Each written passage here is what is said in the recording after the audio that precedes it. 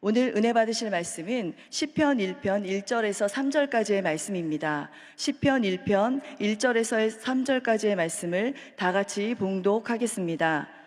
복 있는 사람은 악인들의 꾀를 따르지 아니하며 죄인들의 길에 서지 아니하며 오만한 자들의 자리에 앉지 아니하고 오직 야훼의 율법을 즐거워하여 그의 율법을 주야로 묵상하는 도다. 그는 시냇가에 심은 나무가 철을 따라 열매를 맺으며 그 잎사귀가 마르지 아니함 같으니 그가 하는 모든 일이 다 형통하리로다. 아멘. 할렐루야. 오늘은 어제에 이어서 차준희 교수님께서 말씀을 전해주시겠습니다. 다시 한번 강사님을 소개해드리면 차준희 교수님께서는 독일 본대학교 구약학 박사이시고 한국구약학연구소 소장이십니다. 그리고 현재는 한세대학교 연산신학대학 원장으로 섬기고 계십니다. 오늘 교수님께서 나무의 영성 두 번째 시간 열매와 그늘이라는 제목으로 귀한 말씀 전해주시겠습니다. 우리 강사님 나오실 때 뜨거운 박수로 맞아주시기를 부탁드립니다. 강사님 나오시겠습니다.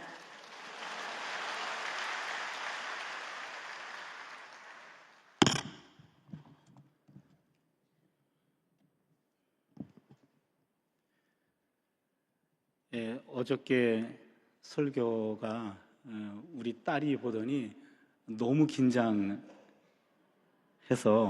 평소 아빠답지 않은데 왜 그렇게 죽 썼어? 그랬어요.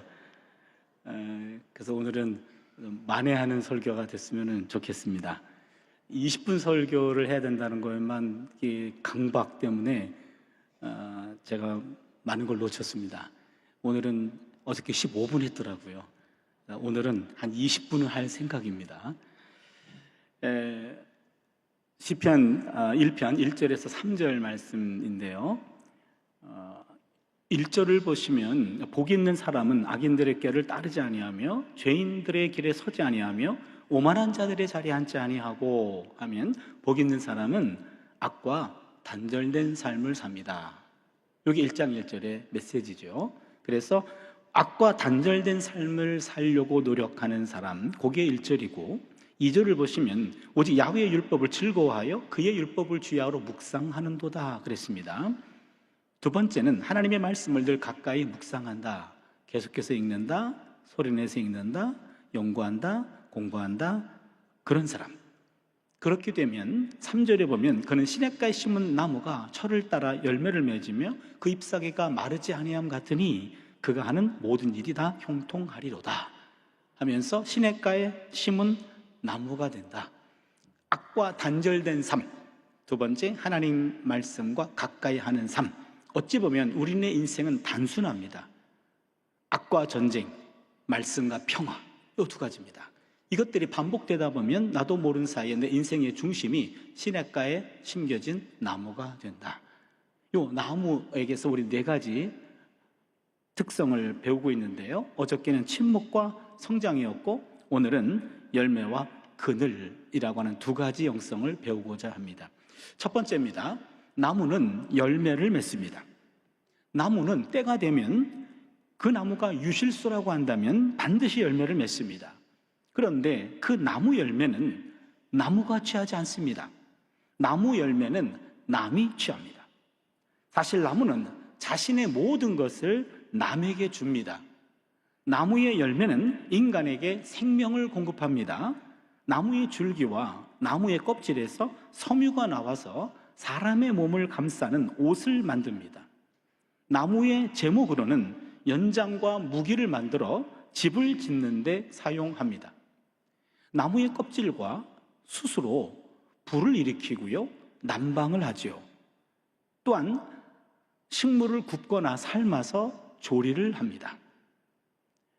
게다가 나무의 불은 한밤중에 암흑으로부터 인간들을 보호해 주기도 합니다. 나무의 잎과 나무의 열매와 나무의 뿌리는 약이 되어 주기도 합니다. 사실 나무가 가진 모든 것들은 다 남을 위한 겁니다. 머리끝부터 발끝까지. 그래서 잎사귀부터 뿌리까지 나무의 모든 것들 하나도 빠지지 않고 다 남에게 줍니다. All mine to give. 내게 있는 모든 것들을 다 남에게 준다. 그게 바로 나무의 특징입니다. 사과가 6개가 있습니다. 사과 1개를 먹었습니다. 몇 개 남았죠? 이쪽 거 먹으니까 힘들죠. 이쪽 거 먹을게요. 몇 개 남았죠? 5개. 예. 여기서 2개를 나무를 줬습니다. 그럼 몇 개가 남았죠? 3개. 여러분 극히 정상입니다. 어떤 분들은 사과가 1개 남았대요. 왜요? 그랬더니 목사님 내가 살아보니까 먹는 게 남는 겁디다. 그래서 먹은 사과 하나가 남았다는 거예요. 물론 틀린 말은 아닌 것 같습니다. 먹은 사과 내 몸에 남아요. 그러나 영원히 남지 않고 잠시 남을 뿐이지요.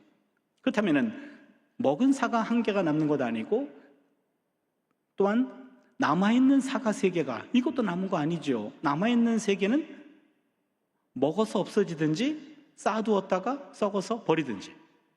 그러면 남은 사과는 2개가 됩니다.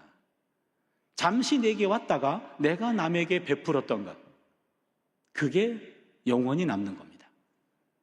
내가 가진 것 가운데 내가 먹는 것, 이거 영원히 남지 않고 잠시 남을 뿐입니다. 또한 쌓아둔 것, 이것도 영원히 남지 않습니다. 언젠간 없어집니다. 영원히 남는 것은 내게 왔다가 내가 남에게 베풀었던 것, 그게 바로 영원히 남는 거고 그게 바로 열매예요. 제가 지금 한세대학교에 32년째 지금 봉직하고 있는데요. 지금은 좀 학교 식당이 좀 많이 좋아졌어요. 근데 옛날만 해도 학교 식당이 그렇게 퀄리티가 좋지는 않았습니다. 그래서 학생들한테 야 너네 오늘 점심 어떡하냐 그러면은 예 학식 가요 그래요. 학식은 학교 식당의 준말입니다. 학식은 2가지 특징이 있죠. 첫 번째는 싸다, 2번째 맛없다. 그래서 학생들도 갈 데 없으면은 그냥 학식으로 때웁니다. 그럼 학생들이 에이 그냥 학식 갑니다. 그 말은 오늘은 학식으로 때우려고 합니다. 그때마다 제가 하는 말이 야 너네들은 학식 4년 먹으면 졸업하지. 나는 평생 먹거든. 사실 32년째 주로 이제 학식을 먹는데 교직원 식당 가서 먹지만 학교 학생 식당과 거의 붙어 있고요. 똑같이 찐밥 먹고요. 반찬 아마 1-2개 더 있는 것 같아요. 가격은 조금 높고요. 그래서 교수들도 때로는 그 찐밥에 좀 질려가지고 오늘은 좀 학식 안 먹고 좀 외식했으면 해서 아무리 기다려도 외식하자는 교수가 없어요. 그럼 어떡합니까? 내가 가자 그러긴 좀 부담되고 아무리 기다려도 가자는 사람 없고 그러면은 그래 혼자 갑니다. 학교 주변의 식당에 혼자 들어갔는데 이게 웬일입니까? 문을 들고 들어갔더니 거기에 혼자 오신 교수님이 7-8명이에요. 그러면 사장님이 같이 앉으라 그래요. 어떡합니까? 같이 앉아야죠. 내색은 하지 않습니다만 속이 복잡합니다. 이거 누가 계산하느냐 말이에요.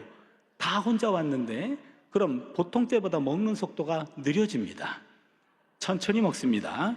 1시에 수업이 있는 분이 빨리 먹고 일어나서 계산할 때 지 것만 계산하고 나라고 천천히 먹는데 남들은 더 천천히 먹어요. 다 먹었어요. 그럼 어떡합니까? 반찬 먹고 물 먹고 버티게 들어갑니다. 야 오늘은 반찬이 맛있네요 하고 반찬 먹다가 또 물 한 잔 들이키고 하면서 말이 많아집니다. 그때 반찬 먹고 물 먹고 버티기에 들어간 7-8명의 박사보다도 일어나가지고 밥을 사는 사람, 우린 그 사람을 밥사라고 말해요. 밥사가 박사보다 훌륭한 겁니다.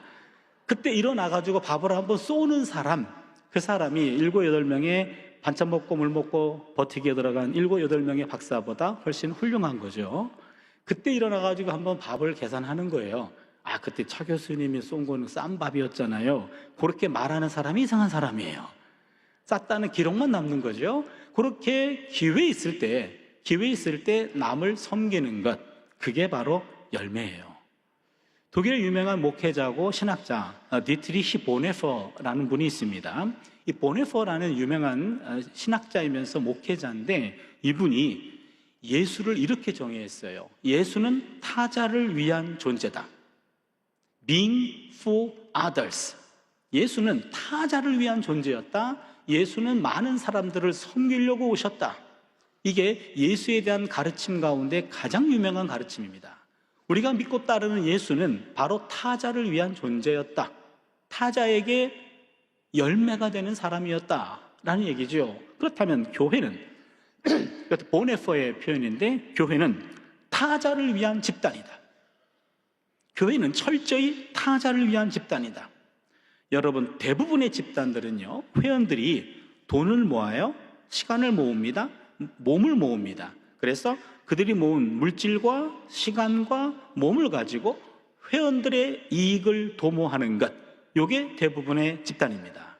그런데 교회는 다릅니다. 교회는 회원들이 물질을 모아요, 시간을 모읍니다, 몸을 모읍니다. 여기서 모아진 재화를 가지고 교인이 아닌 다른 사람들을 어떻게 섬길 것인가, 예수를 모르는 사람들을 어떻게 도와줄 것인가, 이거를 궁리하는 게 교회입니다. 그러게 20세기 가장 위대한 영적 지도자 중 하나인 캔터베리 대주교 윌리엄 템플이라고 하는 분이 계신데, 그분이 이런 말을 했습니다.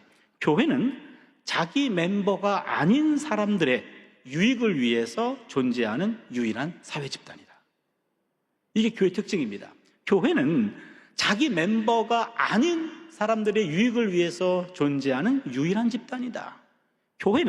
우리는 우리만을 위해 살지 않고요, 또한 우리 모임은 우리만을 위한 모임이 아닙니다. 우리가 존재함으로 우리 주변 사람들, 예수 모르는 사람들, 교회 안 다니는 사람들을 어떻게 섬길 것인가, 그들의 영혼을 어떻게 돌볼 것인가, 이거 궁리하며 사는 것이 바로 교회다라는 겁니다. 예수님은 잎만 무성한 무화과 나무를 저주하신 적이 있습니다. 잎은 무성했지만 열매가 없었기 때문에 그렇습니다.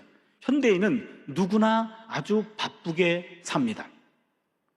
오늘의 현대인들은 모두 바빠요. 일 없는 분은 취업 준비로 바쁩니다. 또한 직장인들은 직장에서 살아남기 위해서 바빠요. 혹은 퇴직 이후에 어떻게 퇴직 이후를 준비하거나, 또한 걱정으로 바빠요. 대학생들은요, 1학년 때는요, 미팅하고 논을 바빠요. 그동안 이 지옥으로부터 해방됐기 때문에 놀아보자, 논이나 바빠요. 2학년쯤 되면 대학교 2학년 병이라 그래가지고 대입병이죠.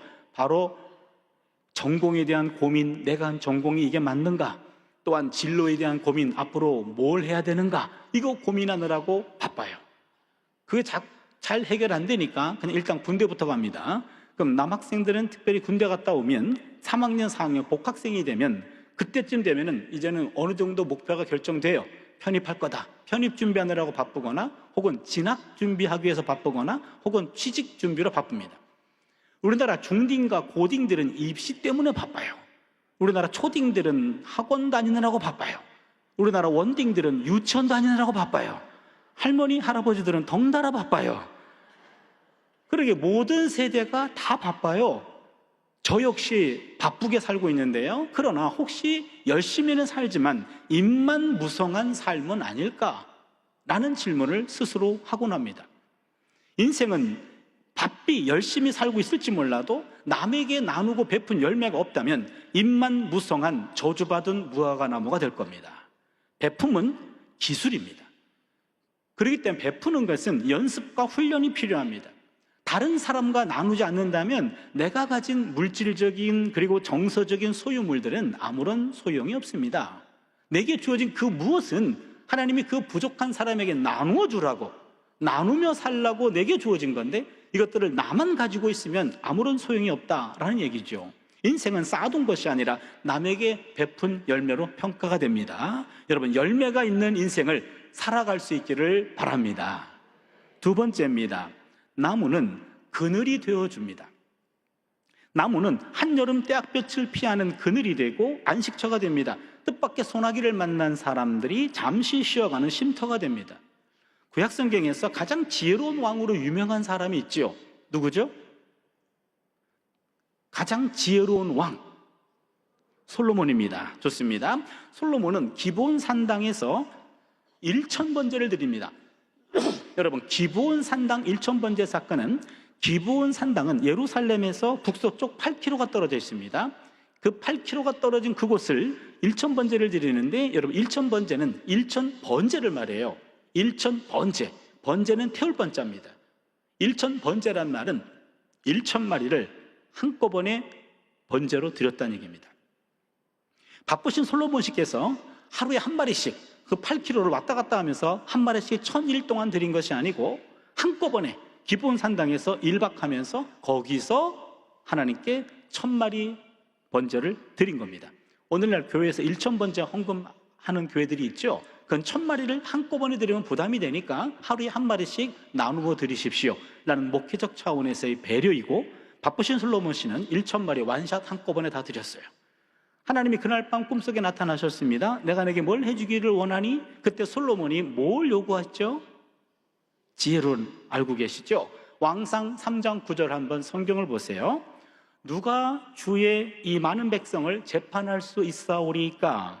듣는 마음을 종에게 주사 주의 백성을 재판하여 선악을 분별하게 하옵소서. 여기 보시면 듣는 마음, 레브 쇼메아, 히브리어로 요게 옛날 성경에서는 지혜로운 마음으로 잘못 번역됐어요. 레브 쇼메아라는 말은 랩, 심장, 쇼메아, 리스닝, 듣는 심장, 듣는 마음을 달라고 기도한 겁니다. 솔로몬은 하나님께 백성들의 마음을, 백성들의 소리를 들을 수 있는 왕이 되게 해주십시오 라고 얘기했습니다. 바로 오늘날로 이야기하면 경청입니다. 참된 리더는 자신의 목소리를 높이는 사람이 아니고 상대의 목소리를 듣는 사람이에요. 더 나아가서 상대의 속소리, 상대의 마음까지도 귀를 기울여 듣고자 하는 자, 그게 바로 참된 리더입니다.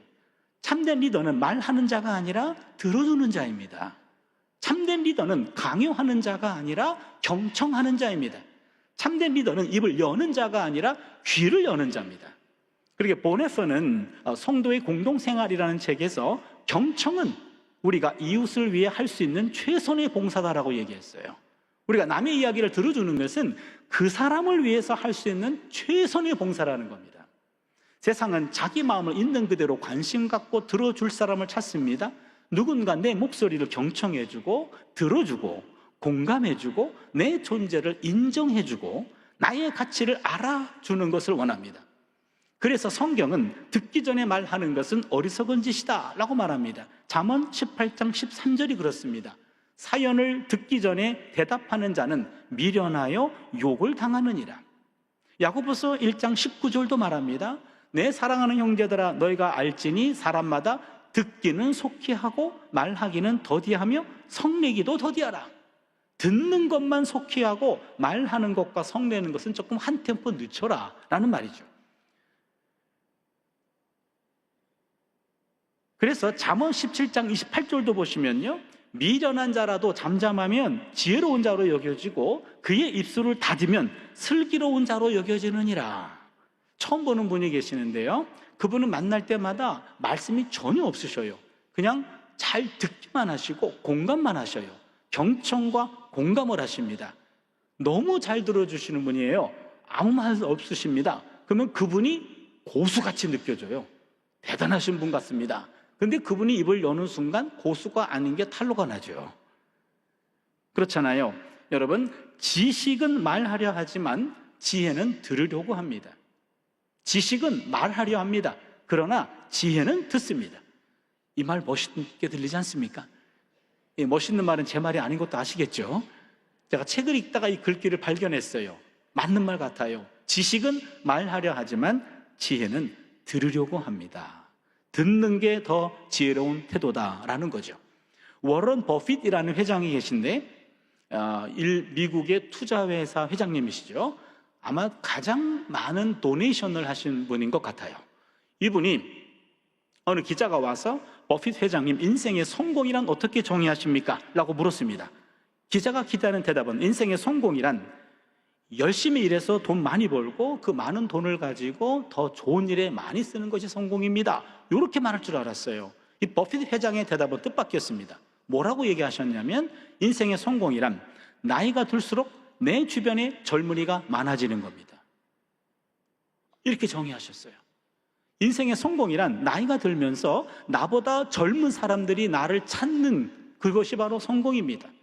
젊은이들의 이야기를 잘 들어줄 사람으로 간주되는 것, 그게 성공입니다 라는 말이죠. 나이가 들면 젊은 사람에게 자신의 경험을 나누어 주고 싶어 합니다. 그래서 그 유명한 라떼를 쏘는 거예요. 라떼는 말이야 이러면서요. 젊은 사람만 보면 나이 든 사람들은 말이 많아집니다. 그래서 나이가 들면 입은 잠그고 지갑은 열라는 말이 있죠. 그런데 나이 드신 분들은요, 입만 가지고 나옵니다. 식사 대접 받으면은요, 밥값은 해야 된다고 말이 더 많아집니다. 그럼 그 젊은이는 두 번 털립니다. 돈 털리고 말 털립니다. 뭔가 내 얘기를 하려고 왔는데 내 얘기는 들어주지도 않고 당신 얘기만 실컷 하고 가요. 그렇게 되면은 그 젊은 사람들은 다시 그 나이 든 사람 찾아가지 않습니다. 그러게 나이 든 사람은요, 젊은 사람 만나면 입은 잠궈야 돼요. 귀만 열어야 됩니다. 그들의 이야기를 잘 들어줄 수 있는 어른이 되라는 얘기입니다. 사람에 대한 호칭은요, 나이에 따라 달라지죠. 영아, 유아, 청소년, 청년, 장년, 여기까지는 다른 용어가 없습니다. 그런데 마지막에 호칭이 갈립니다. 나이가 들면 마지막에 호칭이 갈라지는데 노인 아니면 어른이 됩니다. 노인은 그저 늙은 사람입니다. 어른은 존경받는 사람입니다. 노인은 고집을 피우는 사람입니다. 어른은 상대를 이해하려고 노력하는 사람입니다. 노인은 상대를 지배하려고 하는 사람입니다. 어른은 상대를 배려하는 사람입니다. 노인은 나이가 어리면 무조건 하대합니다. 어른은 나이가 어린 사람도 존중합니다. 자네 나이가 몇이야? 라고 하지 않습니다. 노인은 받기만 좋아하는 사람이고 어른은 베풀기를 좋아하는 사람입니다. 노인은 이제 배울 것이 없어 자기가 최고인 양 생각하고 더 이상 배우려고 하지 않습니다. 어른은 언제나 배워야 한다고 생각합니다. 노인은 공짜를 좋아하는 사람이고요, 어른은 그 대가를 반드시 지불해야 한다고 생각하는 사람입니다. 여러분, 나이 들면서 노인 되지 마시고 어른 되시기를 바랍니다. 어른 아이라는 말도 있습니다. 일본의 고베 여자대학교 명예교수인 우찌다 다수루라고 하는 교수님이 계시는데, 어른 없는 사회라는 책을 썼어요. 어른 없는 사회. 여기에서 길거리에 빈 깡통 줍기, 길거리에서 빈 깡통을 줍는 것을 보고 어른과 아이를 분류한다는 얘기입니다. 빈 깡통을 줍는 일은 누구의 의무도 아니지만 이를 모두를 위한 일이라고 생각하고 줍는 사람, 그 사람이 어른이라는 겁니다. 이 다수루는 경쟁 지향적인 교육 시스템이 공동체보다 개인만 생각하는 사회를 만들었다라고 탄식합니다. 사람들이 점점 아이들이 돼간다라고 우려합니다. 이 다수루는 지금의 미성숙한 젊은이들이 이대로 시간이 흐르면 반드시 미성숙한 노인이 됩니다 라고 걱정을 표했어요. 이 책을 번역한 그 김경옥 씨는 어른을 동경하면서도 스스로는 어른이 되기를 유보하는 어른아이가 늘어나는 현상은 국경을 초월해서 발생하고 있습니다 하면서 탄식 표현했습니다. 예수님은 생물학적 나이로는 30대였습니다. 그렇지만 예수님은 진정한 어른이었습니다. 마태복음 11장 28절을 보시면 수고하고 무거운 짐진 자들아 다 내게로 오라, 내가 너희를 쉬게 하리라. 상대를 쉬게 하면 어른입니다. 본인만 쉬려고 하면 노인입니다. 상대를 편하게 하면 어른이에요.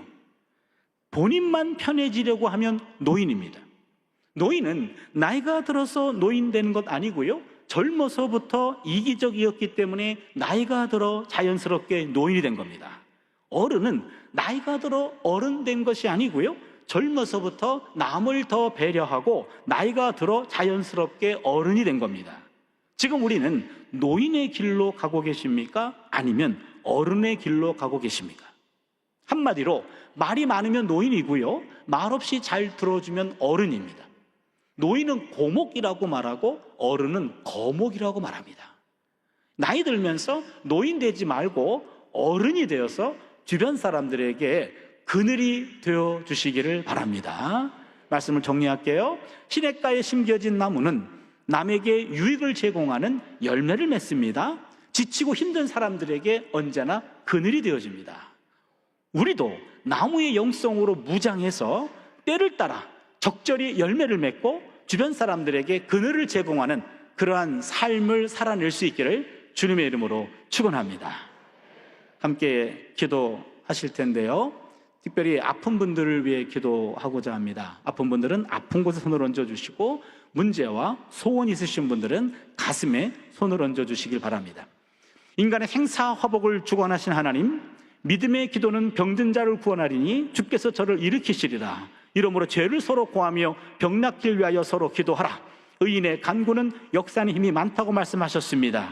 하나님 말씀에 의지하여 믿음으로 병든 곳에 손을 얹습니다. 하나님께서 원하시면 이 시간 모든 병마에서 해방될 줄 믿습니다.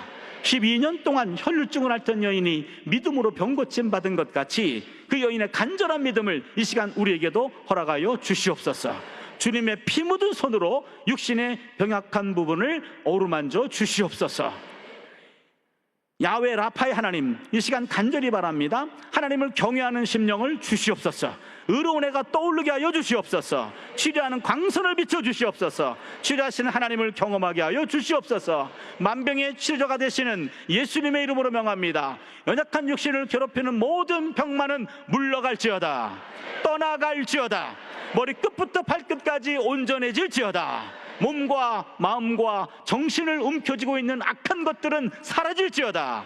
육신의 모든 질병과 고통에서 치유함과 온전함과 자유함을 입을지어다.